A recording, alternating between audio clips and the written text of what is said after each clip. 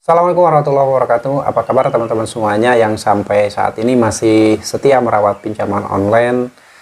Saya selalu menyarankan agar kalian cepat sadar dan jangan terlalu larut merawat pinjaman online sebelum betul-betul menyesal di kemudian hari. Dan saya akan berbagi pengalaman pribadi dulu ketika saya selalu rajin merawat pinjaman online dari tahun 2015 saya mengenal pinjaman online itu dan sampai sekarang. Tapi beberapa tahun yang lalu saya udah memutuskan untuk berhenti dari pinjaman online karena saya tahu itu ternyata pinjaman online itu ada merusak perekonomian rakyat kecil yang tidak paham dengan aturan utang piutang di pinjaman online.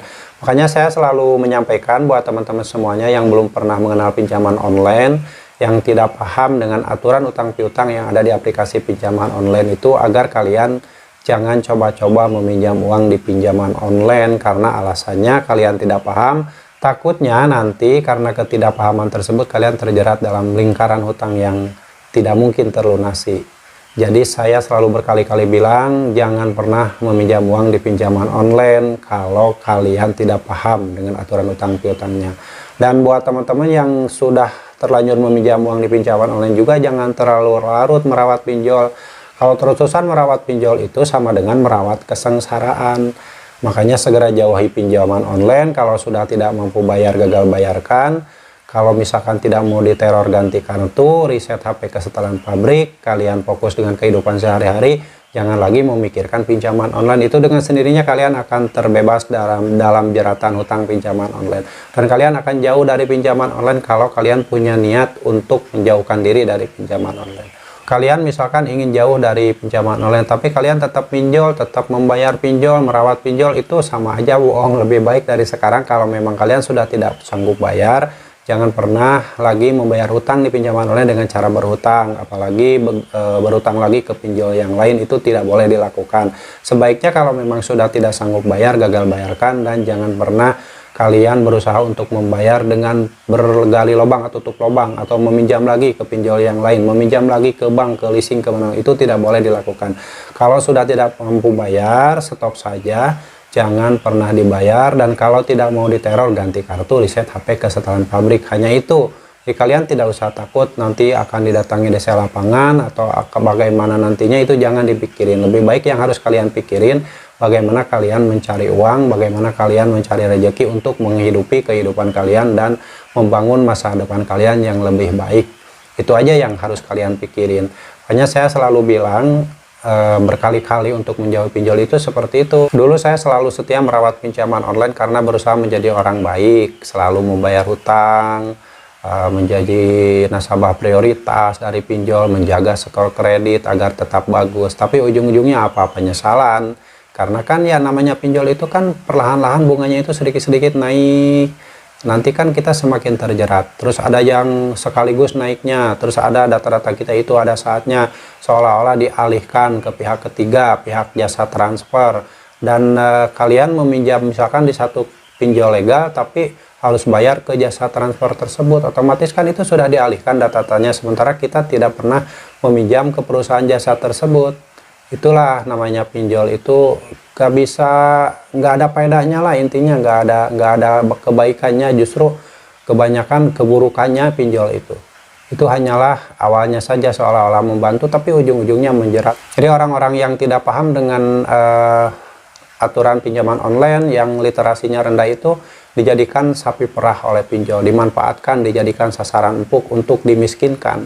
Itulah pinjaman online. Jadi sebaiknya ya jauhilah, buat apa? Itu lebih banyak mudaratnya daripada manfaatnya. Walaupun menurut pemerintah mereka selalu bilang bahwa hati-hati dengan pinjaman online ilegal. Menurut saya hati-hati dengan pinjaman online legal. Ilegal itu kan udah pada tahu ya, mereka udah ilegal, tidak terdaftar, cara-caranya juga ilegal.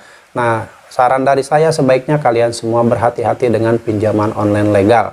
Karena saya adalah nasabah pinjaman online legal. Dan saya nggak tanggung-tanggung, tidak hanya satu dua, itu saya juga puluhan. Saya udah terbiasa setiap hari ribuan telepon, ribuan chat WA. Saya kumpulkan semua chat WA dari DC pinjol tersebut, dikumpulkan di screenshot, dikumpulkan ya. Nanti untuk kedepannya mungkin saya akan jadikan konten kedepannya. Makanya ketika ada video saya yang membahas tentang gagal bayar atau menyarankan teman-teman semuanya untuk menggagal bayarkan pinjaman online, itu langsung ada yang neror dari DC Pinjol berkomentar di video saya. Cuman kan video-video saya itu difilter komentarnya, jadi tidak muncul, tidak bisa dilihat di publik. Saya cek satu persatu, wah ini pasti DC Pinjol, karena kan tidak mungkin orang berkomentar yang korban pinjol itu tidak mungkin seperti itu. Ada yang mengirim link biar diklik, tapi saya nggak klik karena saya tahu itu dari DC Pinjol. Biarlah mereka setiap hari mungkin memantau video-video saya. Saya ucapkan terima kasih buat DC Pinjol yang selalu menonton video saya. Silahkan bantu video saya disebarluaskan ke seluruh Nusantara ini agar orang-orang tahu tentang pinjaman online, tentang bahaya pinjaman online. Sekali lagi saya ucapkan terima kasih buat DC Pinjol yang sudah membantu video-video saya setiap hari ditonton oleh Anda. Terima kasih sekali, silahkan bantulah sebarluaskan video saya ini biar rame, biar penontonnya rame dan banyak orang teredukasi agar jangan minjol. Pinjol itu berbahaya.